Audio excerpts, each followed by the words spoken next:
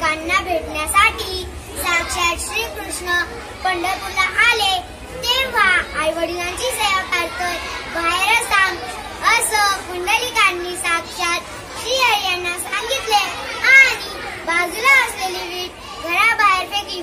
ज्या ठिकाणी विठ्ठल विटेवर उभे राहिले त्या ठिकाणी विठ्ठल रखुमाईचे मंदिर तयार करण्यात आले। चला